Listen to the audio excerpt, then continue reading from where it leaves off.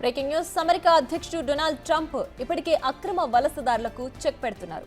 అక్రమంగా వచ్చే వారిని గుర్తించి వారి సొంత దేశాలకు అమెరికా యుద్ధ విమానాల్లో తరలిస్తున్నారు.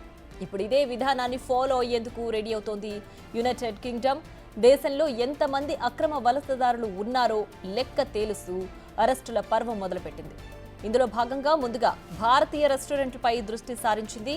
అక్రమంగా వ్యాపారాలు చేస్తున్న వారికి స్వదేశాలకు పంపాలని నిర్ణయించుకుంది. అక్రమ వలసదారులను గుర్తించేందుకు ముఖ్యంగా ఇండియన్ రెస్టారెంట్స్ పై ఫోకస్ చేసింది యూకే. జనవరిలో 828 ప్రాంతాల్లో తనిఖీలు చేసి 609 మందిని అరెస్టు చేశారు బ్రిటన్ పోలీసులు. తనిఖీల విషయంలో గత ఏడాది జనవరితో పోలిస్తే ఇది 48% ఎక్కువ. ఇక అరెస్టుల విషయానికి వస్తే ఏకంగా 73% అధికం. ముఖ్యంగా ఇండియన్ రెస్టారెంట్లు, నెయిల్ బార్లు, కార్ వాష్ సెంటర్లపై ఫోకస్ చేశారు అధికారులు. అంతేకాదు, ఓ ఇండియన్ రెస్టారెంట్లో ఏకంగా 7 అక్రమ వలసదారులను అరెస్టు చేసి అందులో 4 ఇండియాకి కూడా పంపించేశారు. ఇక బ్రిటన్లో అక్రమ వలసదారులకు చెక్ పెడతామన్నారు ఆ దేశ ప్రధాని కీర్ స్టార్మర్. దీనికోసం ఏకంగా ఓ కొత్త బిల్లును తీసుకొస్తున్నారు. ఈ బిల్లు భద్రతా సిబ్బందికి మరిన్ని అధికారులను కట్టబెట్టనుంది. అంతేకాదు, అక్రమ వలసదారులను పనిలో పెట్టుకునే యజమానులపై కూడా చర్యలు తీసుకునేందుకు రెడీ అవుతోంది యూకే. అక్రమంగా చొరబడేందుకు వారి ప్రాణాలను పణంగా పెడుతున్నారని, అదే సమయంలో ఇలా రావడం, ఇక్కడ పనులు చేయడం దేశ రక్షణకు, ఆర్థిక వ్యవస్థకు మంచిది కాదని చెబుతున్నారు అక్కడి అధికారులు. బ్రిటన్ నుంచి డిపోర్ట్ అవుతున్న వారిలో భారతీయుల సంఖ్యే ఎక్కువగా ఉంది. గత ఏడాది సెప్టెంబర్ చివరి వరకు 118 మందిని ఇండియాకు డిపోర్ట్ చేశారు. 5594 మంది వాలంటరీగా దేశం విడిచి వెళ్లేందుకు అంగీకరించినట్లు తెలుస్తోంది. యూకే ప్రభుత్వం గత ఏడాది జూలై నుంచి ఇప్పటి వరకు 19,000 మందిని వారి దేశాలకు తరలించింది.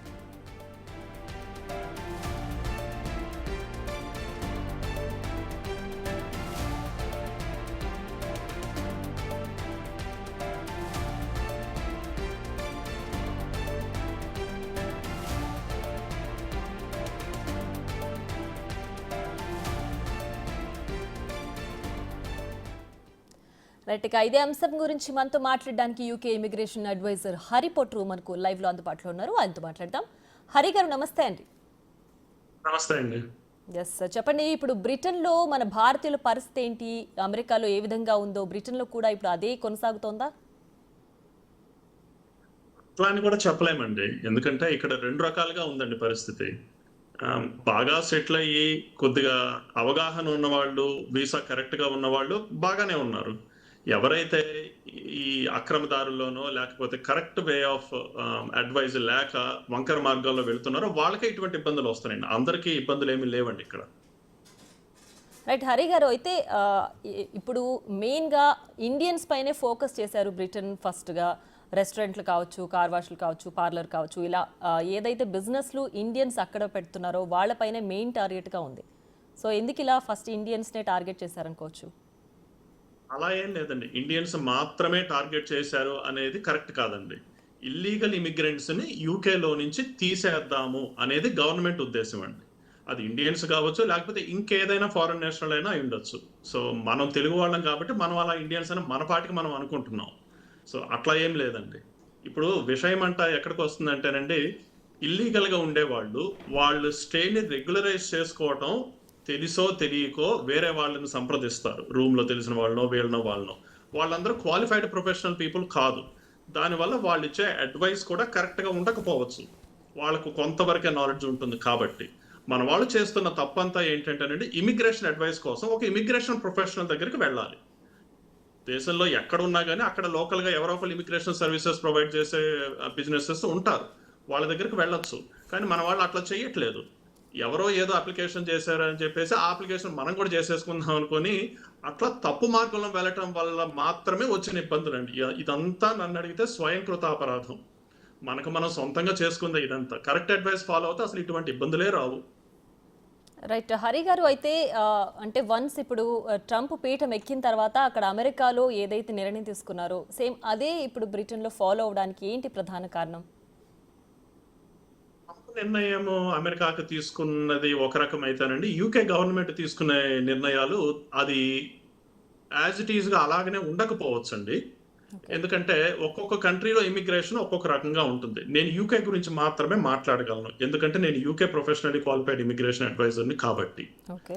ఇక్కడ విషయం ఏంటంటేనండి, ఇమిగ్రెంట్స్ అనేది ఈ కంట్రీలోకి చాలా మంది ఈ రీసెంట్ కాలంలో వచ్చారు. అది అందరికీ తెలిసిన వాస్తవమే. కానీ వచ్చిన వాళ్ళందరికీ తగినన్ని ఉద్యోగాలు ఉన్నయ్యా అంటే ఉన్నయండి, లేవా అంటే లేవు. వీళ్ళందరూ సరైన మార్గంలో వెళ్ళకపోవటం వల్లనే ఇవన్నీ ఇబ్బందులొస్తున్నాయండి. వీసా ఎక్స్‌టెన్షన్ కోసం సరైన మార్గంలోకి వెళ్ళట్లేదు. దానివల్ల ఇల్లీగల్ అయిపోతున్నారు. కానీ అట్లా అని జెప్పేసి దేశం వదిలి వెళ్ళట్లేదు. ఆహ్, నాకు తెలిసినంత వరకు నేనిచ్చే అడ్వైస్ ఏంటంటేనండి, ఇమిగ్రెంట్స్ ఎవరైనా గాని ఇల్లీగల్‌గా ఈ దేశంలో ఉండి, అష్టకష్టాలు పడి, ఇప్పుడు న్యూస్‌లో మీరు చూపిస్తున్నట్లుగా ఉండే బదులుగా, శుభ్రంగా ఇంటికెళ్ళిపోయి, మళ్ళీ ఇంకొక అప్లికేషన్ చేసుకొని, జాబ్ రూట్‌లోనో లేకపోతే వాళ్ళకి ఇంకా ఏదైనా సూటబుల్ రూట్ ఉంటే ఆ రూట్‌లోనో యూకేకి వస్తే అసలు ఎటువంటి ఇబ్బంది ఉండదు. ఇదంతా మన వాళ్ళు అనవసరంగా ఈ రాంగ్ అడ్వైస్ ఫాలో అవ్వటం వల్ల చేసుకున్న దాని వల్లనే వచ్చిందండి ఇదంతా. ఇందాక నేను చెప్పాను గదండీ స్వయంకృత అపరాధం అని. యెస్. యెస్. అట్లాంటిదేనండి ఇదంతా. కరెక్ట్ వే ఆఫ్ పాత్‌లో వెళ్ళట్లేదు. ఇమిగ్రేషన్ అడ్వైస్ అనేది కరెక్ట్ పర్సన్ నుంచి కరెక్ట్ టైంలో తీసుకోవట్లేదు. వీళ్ళకి సొంతంగా తెలిసిన నాలెడ్జ్ ప్రకారం ఏదంటే అది అప్లికేషన్ చేసుకొని ఇల్లీగల్ అయిపోతున్నారు. హ్మ్. సో, అంటే ఇప్పుడు మెయిన్‌గా బ్రిటన్ ఇలాంటి డెసిషన్ తీసుకోవడానికి అంటే ట్రంప్ ఎఫెక్ట్ బ్రిటన్‌పై ఎక్కువ ఉంది అని భావించొచ్చా? అంటే ఏంటి ఈ రెండిటికి మధ్య లింక్? అట్లా ఏం లేదండి. ట్రంప్ ఎఫెక్ట్ యూకే మీద ఉందా అనేది personally probably I don't agree with that అండి. ఓకే. ట్రంప్ అనేది యూఎస్‌కి సంబంధించిన ఇమిగ్రేషన్ విధానం ప్రకారం వాళ్ళ నిర్ణయం వాళ్ళు తీసుకుంటున్నారు. యూకే యూఎస్‌తో కంపేర్ చేస్తే చాలా చిన్న కంట్రీ గదండీ.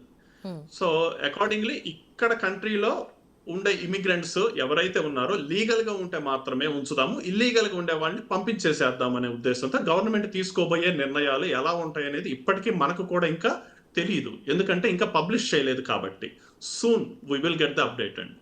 యెస్. అంటే ప్రధానంగా ఇప్పుడు అమెరికాలో ఏదైతే ఫాలో అవుతున్నారో అక్కడ తీసుకున్న తర్వాత వెంటనే ఇప్పుడు బ్రిటన్ కూడా అదే ఫాలో అవ్వడానికి ఇప్పుడు మెయిన్ ఈ అంశం తెర మీదకొచ్చిందని చెప్పుకోవచ్చు. అంటే బ్రిటన్ ప్రధాని కరెక్ట్‌గా ఈ టైంలోనే ఎందుకు అలాంటి డెసిషన్ తీసుకున్నారు? యూకే ఎఫెక్ట్ యూఎస్ ఎఫెక్ట్ బ్రిటన్‌పై ఉందా అనేది నా క్వెషన్. యూఎస్ ఎఫెక్ట్ బ్రిటన్ పై ఉండకపోవచ్చండి. డైరెక్ట్ గానో, ఇండైరెక్ట్ గానో ఇమిగ్రేషన్ విషయంలో ఒకళ్ళ మీద ఒకళ్ళకి ఎఫెక్ట్ ఏమి ఉండదండి అట్లా. ఇద్దరి కంట్రీస్‌లో ఇప్పుడు తీసుకుంటున్న నిర్ణయం ఏంటంటేనండి, ఇల్లీగల్‌గా ఉండేవాడిని బయటికి పంపించేస్తే, హ్మ్. లీగల్‌గా ఎవరైతే ఉన్నారో వాళ్ళందరికీ ఉపాధి ఆపర్చునిటీస్ అన్నీ వస్తాయి. వాళ్ళందరికీ బిజినెస్ బాగా సక్సెస్‌ఫుల్‌గా రన్ చేసుకోవచ్చు. ఇల్లీగల్‌గా ఉండి, ఇల్లీగల్ పనులు చేసే వాళ్ళందరినీ దేశంలో నుంచి పంపించేస్తే, దేశం కొంతవరకు క్లీన్ అవుతుంది అనే ఉద్దేశంతోనే గవర్నమెంట్ ఇలాంటి నిర్ణయాలు తీసుకుంటుంది.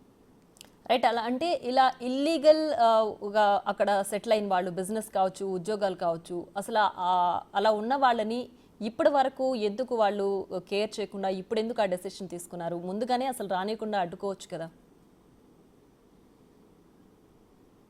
ముందుగానే అంటే కొంతమంది ఇల్లీగల్‌గా ఈ కంట్రీలోకి వచ్చిన వాళ్ళుంటారండి.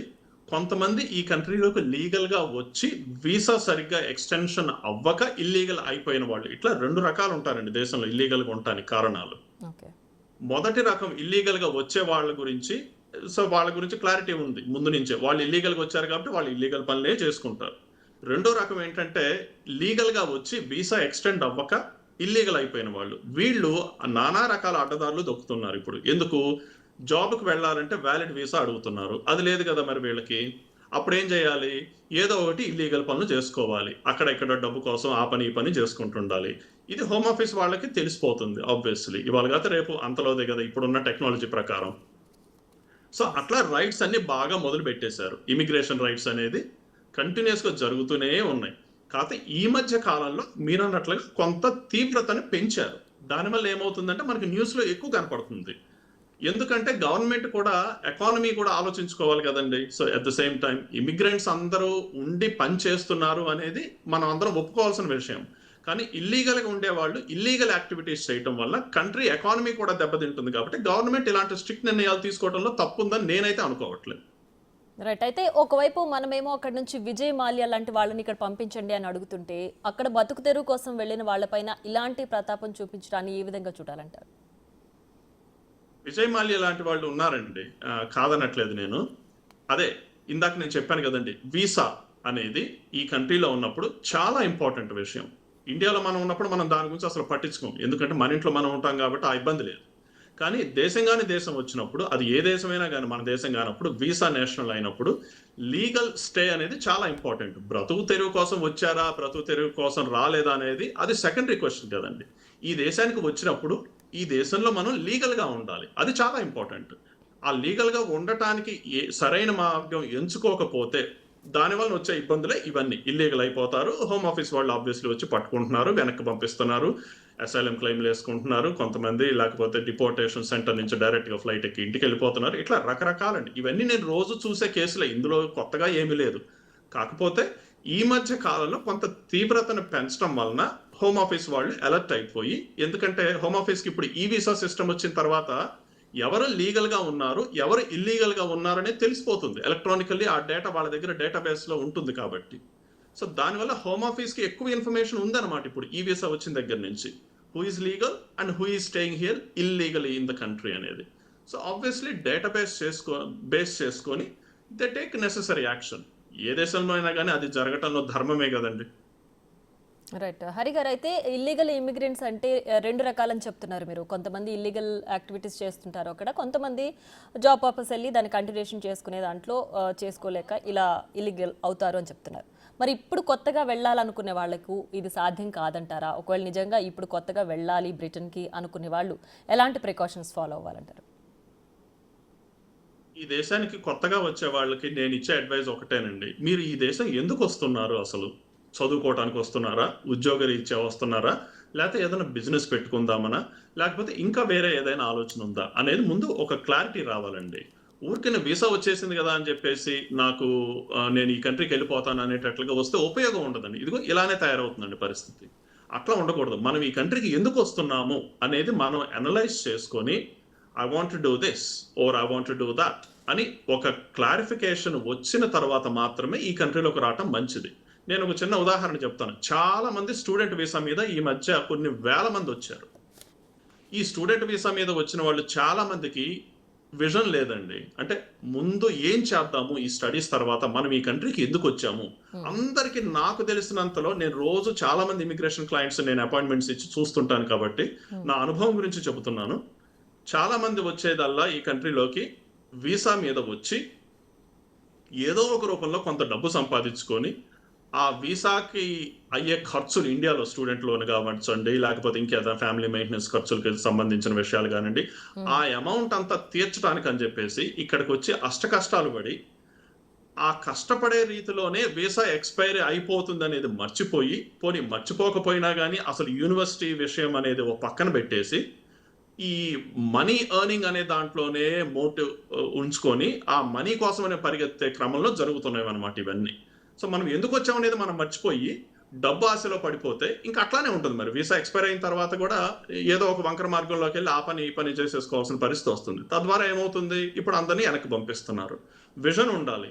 మనం ఎందుకు వస్తున్నాం ఈ కంట్రీకి, నా వీసా ఎప్పటి వరకు ఉంది, నెక్స్ట్ నేను ఏం చేయాలి, నేను ఈ డబ్బు సంపాదించాలంటే నా వీసా ఎలా నేను సేఫ్ గార్డ్ చేసుకోవాలి, ఇలాంటివన్నీ ముందు మనకు విజన్ ఉండాలి. పోనీ తెలియకపోవచ్చు కొత్తగా వచ్చే వాళ్ళకి, తప్పు లేదు అందులో.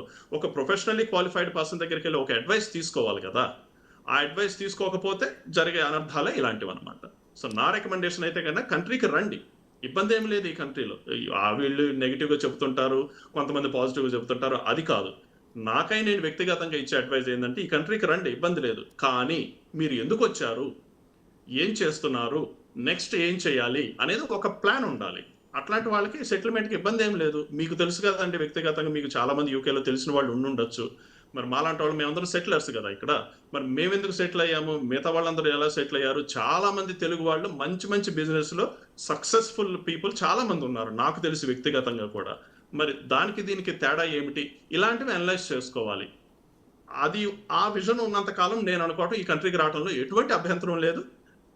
కంట్రీకి రావటం వల్ల వాళ్ళకి మంచి జరుగుతుంది కానీ చెడు అయితే జరగదు. కాకపోతే ఆ విజన్ ఉండటం చాలా ఇంపార్టెంట్ అండి. రైట్. హరి గారు, అయితే మీరు చెప్పిన ప్రకారం ఇప్పుడు ఏదైతే ఈ ఆ, వేరే దేశస్తులు అక్కడికి వచ్చి సెటిల్ అవుతున్నారో వాళ్ళందరికీ కాదు, కేవలం అక్రమ వలసదారులు ఇల్లీగల్ ఇమిగ్రెంట్స్కి మాత్రమే ఇది వర్తిస్తుంది, వాళ్ళు మాత్రమే జాగ్రత్త పడాల్సిన అవసరం ఉంటుందని.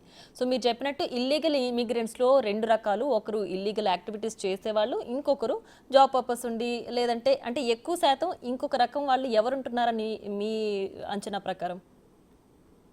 ఇమిగ్రెంట్స్ అంటే రెండు రకాలు అనేది నేను ఇందాక చెప్పింది. ఒకటి కంట్రీలోకి ఇల్లీగల్ గా వచ్చేవాళ్ళు, ఓకే. ఇంకొకటి ఈ కంట్రీలోకి లీగల్ గా వచ్చి వీసా ఎక్స్పైర్ అయిన తర్వాత సరైన మార్గంలో వెళ్ళకపోవటం వలన వీసా ఎక్స్టెండ్ అవ్వకపోగా ఇల్లీగల్ అయిపోయి అయినా కానీ ఇంటికి వెళ్లకుండా ఇక్కడే ఉండి అక్కడ ఇక్కడ పనులు చేసుకుంటూ ఇల్లీగల్ గా చేసేవాళ్ళు. అంటే రెండు రకాలు అట్లా చెప్పాను నేను. ఎస్. సో అంటే వాళ్ళు ఎక్కువ శాతం ఉన్నారంటున్నారా మీరు ఇప్పుడు? నాకు తెలిసి మనం తెలుగులో మాట్లాడుకుంటున్నాం కాబట్టి అండి, మన తెలుగు వాళ్ళు అక్రమంగా ఈ కంట్రీలోకి వచ్చి ఉండకపోవచ్చు. ఓకే. ఏదో ఉన్నా కానీ ఒకటి అరా ఉంటే ఉండుండొచ్చేమో, మరి నాకు అంత అవగాహన లేదు దాని గురించి. చాలా మంది నేను అనుకోవటం మంచి డీసెంట్ ఫ్యామిలీ నుంచి వచ్చిన వాళ్ళే ఉంటారు మన తెలుగు వాళ్ళు.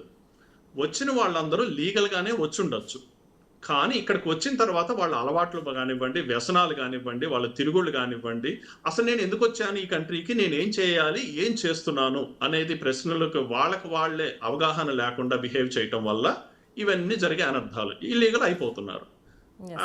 ఒక ఫ్రెండ్ ఎవరోనో లేకపోతే రూమ్మేట్ ఎవరోనో నేను ఈ అప్లికేషన్ చేసుకున్నాను, నాకు ఇట్లా వచ్చింది అట్లా వచ్చింది అని చెప్పేసి ఏదో ఈ అటా అనేది వాట్సాప్ గ్రూపుల్లో వింటారు చూడండి, ఇట్లా చేస్తే అలా అయింది మా ఫ్రెండ్కి, లాస్ట్ ఇయర్ మా ఫ్రెండ్కి ఇట్లా జరిగింది అనేసి చెబుతారు.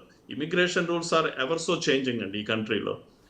ఒక రోజు ఉన్నట్టుగా లా ఇంకొక రోజు ఉండకపోవచ్చు, ఆ విషయం వాళ్ళకి తెలియదు. 6 నెలల క్రితం జరిగిన అప్లికేషన్ గురించి ఇప్పుడు కూడా మాట్లాడుకుంటారు వాళ్ళు. దానివల్ల ఏమవుతుంది, అంతిమంగా ఆ న్యూస్ అవుట్డేటెడ్ అవ్వటం వల్ల, లా చేంజ్ అవ్వటం వల్ల రూల్స్ అవి అప్లికబుల్ కాదు కాబట్టి వీళ్ళు చేసే అప్లికేషన్ ఏదైతే ఈ రూమ్మేట్ ద్వారానో ఫ్రెండ్స్ ద్వారానో విన్నారో that is no longer applicable. So దానివల్ల వాళ్ళ ఫ్రెండ్కి ఆ టైంలో కరెక్ట్ అప్లికేషన్ చేశాడు కాబట్టి ఆ అబ్బాయికి వచ్చి ఉండొచ్చు కావాల్సిన వీసా ఏదైతే ఉందో, కానీ ఇప్పుడున్న పరిస్థితుల్లో అది అప్లికబుల్ కాదు కాబట్టి అనుకున్న వీసా రాకపోవచ్చు. దీని అంతటికీ కారణం ఏంటంటేనండి ప్రొఫెషనల్ అడ్వైస్ తీసుకోకపోవటం వల్ల. సో ఇప్పుడు ఫైనల్గా ఏకంగా ఈ డిపోర్టేషన్కి సంబంధించి కొత్త బిల్లును తీసుకురావాల్సిన అవసరం ఉందంటారా? అసలు ఏంటి అంత అవసరం ఏంటి? ఉంటుందండి, ఎందుకంటే ఇప్పుడు డిపోర్టేషన్ అనేది ఈ కంట్రీలో చాలా మంది ఇల్లీగల్ గా ఉన్న వాళ్ళందరినీ డిపోర్ట్ చేయాలనేది ఈ డెసిషన్ తీసుకుంది గవర్నమెంట్. ఇవాళ కాదు రేపు అంతలోదే, it is just a matter of time, it is bound to happen. అది జరగబోయేదే, దాన్ని మనం ఆపలేమండి. ఇంకా ఆ డిపోర్టేషన్ ఆర్డర్స్ అనేది వీళ్ళు ఇంకా కూడా ఉధృతం చేస్తారు. అందుకనే నేను మన తెలుగు వాళ్ళందరికీ చెప్పేది కూడా ఒకటే అడ్వైజ్ ఏంటంటే, ఇల్లీగల్ గా ఉండి అక్కడ ఇక్కడ పనులు చేసుకొని మీ గోల్డెన్ పీరియడ్ ఆఫ్ లైఫ్, అంటే ఈ టైంలో ఈ స్టూడెంట్ ఏజ్ లో ఉన్న వాళ్ళు ఎవరైతే ఉన్నారో ఇది కరెక్ట్ గా మార్గంలో వెళ్లకుండా అక్కడ ఇక్కడ వక్ర మార్గాల్లో వెళ్ళి ఏది పడితే అది అప్లికేషన్ చేసుకొని హోమ్ ఆఫీస్ కి అది ఇల్లీగల్ అయిపోయిందా లీగల్ గా ఉందని తెలుసుకోకుండా ఈ డబ్బు సంపాదించడం మాత్రమే ఒక ఎజెండాగా పెట్టుకొని ఉండే వాళ్ళందరికీ సక్సెస్ రేట్ ఈ కంట్రీలో నాకు తెలిసినంతలో 0 అండి. అందుకని వీసా మీద ముందు కాన్సన్ట్రేట్ చేసుకుంటే నేను లీగల్ గా ఎలా ఉండాలి అనేది ఫస్ట్ అనలైజ్ చేసుకోవాలి. తర్వాత డబ్బు ఆటోమేటిక్ అదే వస్తుంది. ఎందుకు, మనం లీగల్ గా ఉంటే మనకి ఎవరైనా జాబ్ ఇస్తారు కదా ఇక్కడ. సో అది ఇంపార్టెంట్. ఆ చిన్న పాయింటే మన వాళ్ళు చాలా మిస్ అవుతారు అన్నమాట. సో రైట్ నౌ ఇప్పుడు డిపోర్షన్ ఫేస్ చేస్తున్న వాళ్ళు ఎవరైనా మిమ్మల్ని కాంటాక్ట్ అవుతున్నారా? మీ దగ్గరకు వచ్చి అడ్వైస్ తీసుకుంటున్నారా? ఇప్పుడు ఎవరైతే ఇల్లీగల్ ఇమిగ్రెంట్స్ అయి ఉంటున్నారో వాళ్ళకి అసలు వేరే ఆప్షన్ ఏముంటుంది ఇప్పుడు? ఒకటే ఆప్షన్ అందరికీ ఉండదండి. That is nearly impossible to say. కొంతమంది ఇల్లీగల్ అయిన తర్వాత కూడా కొన్ని సర్కమ్స్టాన్సెస్ వల్ల ఇల్లీగల్ గా అయిన వాళ్ళు ఎవరైతే ఉన్నారో వాళ్ళకి కొన్ని లా అప్లికబుల్ అవుతాయండి. That again depends on the length of time they been staying in the UK illegally. So అందరికీ ఒకటే రూల్ ఉండదండి. ఇప్పుడు ఫర్ ఎగ్జాంపుల్ మీరు ఒక వారం రోజులు ఇల్లీగల్ గా స్టే చేసిన వాళ్ళకి కొన్ని సర్కమ్స్టాన్సెస్ వల్ల కొన్ని వీసాస్ ఎక్స్టెండ్ అయ్యే ఛాన్సెస్ ఉంటాయి. నెల రోజులు అయిన వాళ్ళకి ఒక రకంగా ఉంటుంది, అట్లానే సంవత్సరాలు అయిన వాళ్ళకి ఇంకొక రకంగా ఉంటుంది. So therefore it is very difficult for me to advise straight away illegal గా అయిన వాళ్ళు ఏమి చేయాలి అనే దానికి ఒక స్ట్రైట్ ఫార్వర్డ్ సమాధానం అంటూ ఉండదండి. But again like I said earlier, ఎప్పుడైనా కానీ ఇలాంటి వీసా ఇబ్బందులు ఉన్నప్పుడు వాళ్ళకు కావాల్సిందల్లా వీసా ఇమిగ్రేషన్ క్లియర్ అడ్వైజ్ కావాలి, ప్రొఫెషనల్ అడ్వైజ్ కావాలి. కాబట్టి వాళ్ళు ఎక్కడ ఉంటే అక్కడ దేశంలో అక్కడ లోకల్గా ఇమిగ్రేషన్ అడ్వైజ్ ఇచ్చేవాళ్ళు ఎప్పుడూ ఉంటారు. లేకపోతే కొంతమంది నన్ను కాంటాక్ట్ అవుతుంటారు, తెలుగులో మాట్లాడుతుంటాను కాబట్టి మన తెలుగు వాళ్ళని. సో ఇట్లా ఎవరి ఇష్టం ప్రకారం వాళ్ళు ఎవరిని సంప్రదించాలో వాళ్ళని సంప్రదించవచ్చు. కాకపోతే ఇమిగ్రేషన్ నాలెడ్జ్ ఉన్న వాళ్ళని మాత్రమే సంప్రదించాలి. సో అది చాలా ఇంపార్టెంట్ అండి. రైట్. అయితే ఇప్పుడు మీ దగ్గరికి ఎలాంటి క్లయింట్స్ వస్తున్నారు అండ్ ఎక్కడెక్కడి నుంచి వస్తున్నారు? నాకు దేశం మొత్తం నుంచి వస్తారండి. నేను ఉండేది లండన్‌లో. నాకు లండన్‌లో క్లయింట్స్ ఉన్నారు. ఔట్ సైడ్ లండన్ చాలా దూరం నుంచి కూడా night time over night bus ఎక్కి పొద్దున్నే వచ్చిన ఆఫీస్ కాల్ దగ్గరికి వచ్చేసి అపాయింట్మెంట్ కోసం వెయిట్ చేసేవాళ్ళు ఉన్నారు. లండన్ నుంచి స్కాట్లాండ్‌కి చాలా దూరం. ఓవర్ నైట్ బస్ ఎక్కి వచ్చిన వాళ్ళు చాలా మంది క్లయింట్స్ ఉన్నారు నాకు రెగ్యులర్‌గా. అట్లాగనే మిడిల్స్బ్రో అని చెప్పేసి, న్యూ క్యాసిల్ అని చెప్పేసి, బర్మింఘమ్ అని, మాంచెస్టర్ అని రకరకాల మంది రకరకాల ప్రాబ్లమ్స్‌తో నా దగ్గరికి వస్తున్నారండి. అందరూ ఇల్లీగల్ గానే అయిపోయిన తర్వాత వస్తున్నారని నేనైతే అనుకోవట్లేదండి. ఇల్లీగల్ అవ్వక ముందే వస్తున్నారు కొంతమంది, ఇల్లీగల్ గా అయిన తర్వాత కొంతమంది వస్తున్నారు. సో రెండిటికి తేడా ఉందన్నమాట. ఎస్. అలాగే అంటే వీసాల విషయంలో మీరు ఎలాంటి అడ్వైస్ ఇస్తారు? ఇలా ఇల్లీగల్ అవ్వకుండా అక్కడే ఉండాలి అని అంటే? అడ్వైస్ నేను ఇస్తానండి. Again it is depending on the case by case అండి. ఇప్పుడు ఒక్కొక్కళ్ళు ఏంటంటే నాకు ఎంప్లాయ్మెంట్ మాత్రమే కావాలంటారు. వాళ్ళకి ఇచ్చే అడ్వైస్ ఒకలాగా ఉంటుంది. కొంతమంది నేను బిజినెస్ పెట్టుకుంటానండి, నాకు ఎటువంటి అడ్వైస్ ఇస్తారు అంటారు. వాళ్ళకి ఇచ్చే అడ్వైస్ ఇంకో రకంగా ఉంటుంది. కొంతమంది నేను డిపెండెంట్ రూట్ లో ఉన్నానండి, నేనేం చేయాలి అనేది కొంతమంది వస్తారు. కొంతమంది నేను జస్ట్ రేపటితో నా వీసా అయిపోతుందండి, ఇప్పుడు నేనేం చేయగలను వస్తారు. ఇలా ఒక కేసు ఉన్నట్టుగా ఇంకొక కేసు ఉండదండి. It is very difficult to say on the live programme which is the best option for which person అనేది. జనరల్ గా నేను అందుకనే అపాయింట్మెంట్ ఇస్తాను ఎవరికైనా కానీ. అపాయింట్మెంట్ వచ్చినప్పుడు నేనేమి అపాయింట్మెంట్ కి రమ్మని చెప్పినప్పుడల్లా ఒక స్పెసిఫిక్ టైం ఇస్తాను. ఆ టైంకి వస్తే కానీ I will see them directly, I will speak to them, I will explain what they must and must not do అనేది చెప్తాను. అగైన్ చాయిస్ ఈస్ దేర్స్ అండి. నేను అడ్వైజ్ వరకు మాత్రమే ఇవ్వగలను. I can't force any one to do what I say కదండి. So అట్లా కొంతమంది నా అడ్వైస్ తీసుకొని చాలా మంది కరెక్ట్ వేలో ప్రయాణించిన వాళ్ళు ఉన్నారు. కొంతమంది 4 రకాల అడ్వైజులు తీసుకొని చివరికి ఏ అడ్వైజ్ కాకుండా వాళ్ళ సొంత నిర్ణయంతో ఇల్లీగల్ గా అయిపోయిన వాళ్ళు ఉన్నారు. So it's all about the mind set అండి. సో ఫైనల్గా అంటే యూకే వచ్చే వాళ్ళు ఏదైతే మీరు చెప్తున్నారంటే అక్కడికి రావాలంటే ఇల్లీగల్ అవ్వకుండా ఉండాలి అని అంటే కనుక ముందే వాళ్ళకు ఒక ఎయిమ్ ఉండాలంటున్నారు, అంతేనా? అవునండి, అది చాలా ఇంపార్టెంట్. ఎయిమ్ ఉండాలి. మనం అసలు ఈ కంట్రీకి ఎందుకు వస్తున్నాము, మనం ఏం చేద్దాం అనుకుంటున్నాము. ప్రతి వాళ్ళ నోట్లో నుంచి నాకు వినపడింది కామన్ గా సమాధానం, నాకు లోన్ ఉంది, నేను అది పే చేసుకోవాలి, స్టూడెంట్ లోన్ తీర్చుకోవాలి, లేకపోతే ఆల్రెడీ నాకు కొన్ని డెట్స్ ఉన్నాయి, ఇవన్నీ కామన్ గా చెప్పేవి. అవన్నీ ఉన్నాయి నిజమే. కాకపోతే మనకు ఒక విజన్ ఉండి ఒక క్లారిఫికేషన్ ఉంటే మనం ఏం చేద్దాం అనేది, everything is practical and it is possible అండి. ఈ కంట్రీలో ఆపర్చునిటీస్ ల్యాక్ ఏమీ లేదు. ఏదైతే టాలెంట్ ఉందో ఈ కంట్రీలో, ఏదైతే టాలెంట్కి షార్టేజ్ ఉందో ఆ టాలెంట్ మన దగ్గర ఉంచుకోవటం ఇంపార్టెంట్. ఫర్ ఎగ్జాంపుల్ ఒకప్పుడు ఐటీ టెక్నీషియన్స్కి చాలా షార్టేజ్ ఉంది ఈ కంట్రీలో. ప్రస్తుతం ఉన్న పరిస్థితిలో ఐటీ స్కిల్స్ అన్ని రకాల స్కిల్స్ ఇప్పుడు షార్టేజ్ ఆక్యుపేషన్లో లేవు. అట్లా మన దగ్గర ఏముంది అనేది కాకుండా కంట్రీకి ఏమి కావాలి, ఆ స్కిల్ నా దగ్గర ఉందా లేదా అనేది మనం అనలైజ్ చేసుకొని then you take you step forward అనమాట. మన దగ్గర ఉన్న టాలెంట్ తోనే మాత్రమే నేను సర్వైవ్ అవ్వాలి అనుకుంటే కుదరదు. అట్లా ఉండదు కదండి. ఇప్పుడు it's all about supply and demand అంటాం చూడండి బిజినెస్ టర్మినాలజీలో. అట్లానే ఉండాలన్నమాట. ఇప్పుడు కావాల్సింది ఏంటి, ఆ టాలెంట్ నా దగ్గర ఉందా లేదా. ఆన్సర్ ఎస్ అయితే go ahead and apply. No అయితే గన ఆ టాలెంట్ నేను ఎలా తెచ్చుకోగలను అనేది చూసుకోవాలి. అది చూసుకోకుండా వచ్చిన దగ్గర నుంచి డే 1 నుంచి వీసా ఎక్స్పైర్ అయ్యి ఇల్లీగల్ గా అయిపోయినా కానీ ఆ పార్ట్ టైం జాబులు, ఫుల్ టైం జాబులు, ఇల్లీగల్ వర్కింగ్ లోనే మన వాళ్ళు అంతా బిజీగా ఉండటం వల్ల జరిగే అనర్థాలే ఇవన్నీ అండి. ఆ విజన్ ఉన్న వాళ్ళకి ఎటువంటి ఇబ్బంది లేదు. నేను చాలా మంది సక్సెస్ఫుల్ క్లయింట్స్ చూస్తున్నాను కదా రోజు. ఈక్వల్లీ ఎవరైతే వీసా ఇబ్బందుల్లో ఉన్నారో అట్లా వాళ్ళని చూస్తున్నాను. So that's the only difference అండి, ఏం లేదు. ఆ విజన్ ఉండటం అనేది చాలా ఇంపార్టెంట్. రైట్. ఇప్పుడు ఫైనల్గా అయితే డిపోర్టేషన్కి సంబంధించి బిల్లును కూడా తీసుకొస్తున్నారు, లా కూడా తీసుకొస్తున్నారు. సో ఇప్పుడు ఎలాంటి ఎఫెక్ట్ ఉంటుంది ఆఫ్టర్ బిల్ వచ్చిన తర్వాత?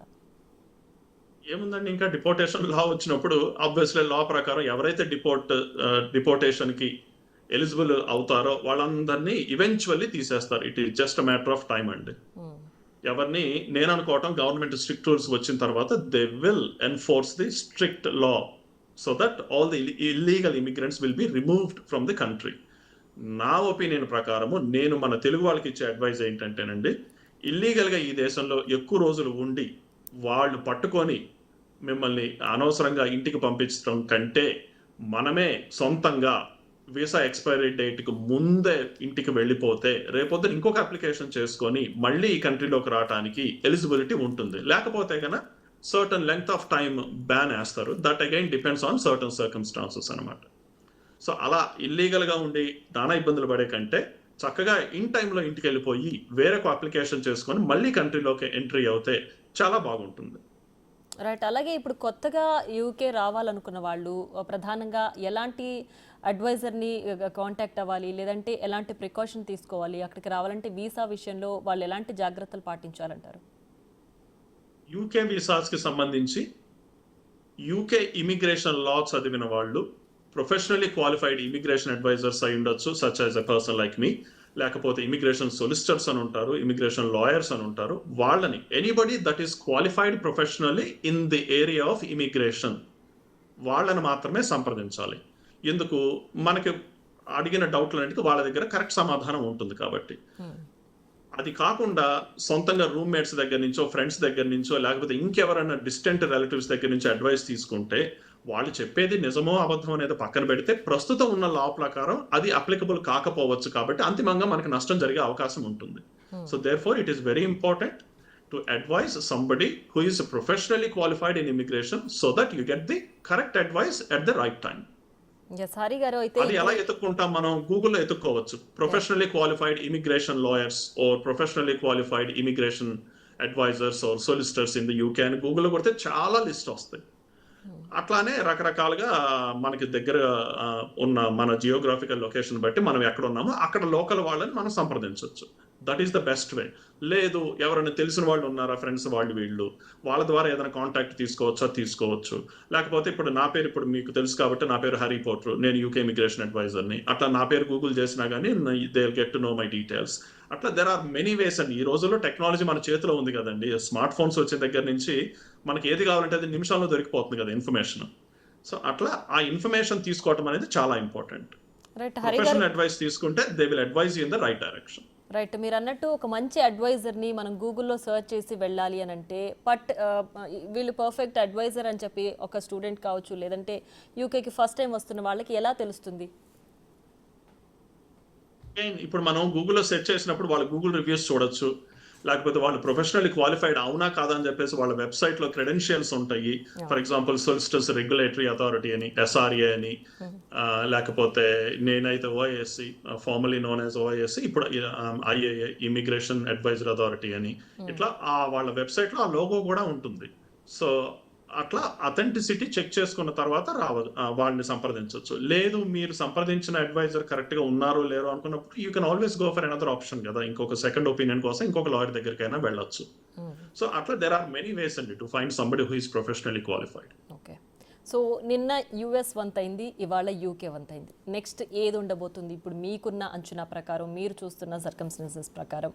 సో ఇది ఇలాగే వేరే దేశస్తులు కూడా ఫాలో అవుతారా? నేను ఓన్లీ యూకే ఇమిగ్రేషన్ చదివాను కాబట్టి I can only advise about UK immigration. ఈ కంట్రీ ఆ కంట్రీ అని కాదండి. నేను అనుకోండి అడ్వాన్స్డ్ కంట్రీస్ అన్ని కూడాను ఇవాళ బాగా ఎలర్ట్ అయ్యే స్టేజ్ లో ఉన్నారు కాబట్టి they just want to tidy up the country so that only legally staying residents మాత్రమే కంట్రీలో మిగులుతారు. దానివల్ల ఎంప్లాయ్మెంట్ ఆపర్చునిటీస్ రెగ్యులేట్ అవుతాయి అంటే ఏంటంటేనండి, ఒక పని కోసం కాంపిటీషన్ తగ్గిపోతుంది. ఇల్లీగల్ గా ఉండే వాళ్ళేమో ఒక పౌండ్ తక్కువ చేస్తానంటారు, లీగల్ గా ఉండే వాళ్ళేమో నేను అంతకు తక్కువ చేయలేనని అనుకుంటారు. సో ఇట్లా ఈ అన్హెల్దీ కాంపిటీషన్ అనేది తగ్గిపోతుంది. దానివల్ల ఏమవుతుంది, అందరికీ ఎంప్లాయ్మెంట్ ఆపర్చునిటీస్ వస్తాయి. దానివల్ల అంతిమంగా బిజినెస్ సక్సెస్ అవుతాయి. దానివల్ల ఎకానమిక్ గ్రోత్ ఉంటుంది, బిజినెస్ ఓనర్స్ కి ప్రాఫిట్స్ వస్తాయి, గవర్నమెంట్ కి ట్యాక్స్ వెళ్తుంది, దానివల్ల జనానికి వచ్చే బెనిఫిట్స్ ఉంటాయి, అవి ఉంటాయి. సో అట్లా ఇట్స్ చైన్ అండి. ఇట్స్ లైక్ సప్లై చైన్ కదండి. So one effects the other. So ఆ క్రమంలోనే ఈ క్లీన్ చేయటం అనేది ఒక పార్ట్ ఆఫ్ ద ప్రాసెస్ కిందనే పరిగణించాలి మనం. తప్పితే ఇండియన్స్ మాత్రమే టార్గెట్ చేశారు, తెలుగు వాళ్ళని మాత్రమే టార్గెట్ చేశారు అనేది ఇన్కరెక్ట్ ఇన్ఫర్మేషన్. అంటే మనం తెలుగు వాళ్ళం కాబట్టి, మనం ఇండియన్స్ కాబట్టి మనం వాళ్ళు అనుకుంటున్నాం, అన్ని దేశాల వాళ్ళని కూడా టార్గెట్ చేశారు. అట్లా ఏం లేదు. ఎవరైతే ఇల్లీగల్ గా ఉన్నారో వాళ్ళని ఏరు వేసే క్రమంలో ఉన్నారు వీళ్ళు. Right. Thank you so much Hari Potru గారు. యూకేకి రావాలనుకున్న వాళ్ళు, లేదంటే వీసా వాళ్ళకి అయిపోయిన వాళ్ళు, ఇల్లీగల్కి ఆ బార్డర్లో ఉన్న వాళ్ళు, మేబీ ఈ లైవ్ చూస్తే కనుక వాళ్ళకి అన్ని డౌట్స్ కూడా క్లారిఫై అవుతాయని మీరు క్లారిఫై చేశారని కూడా భావిస్తున్నాను. Thank you so much for participating with us.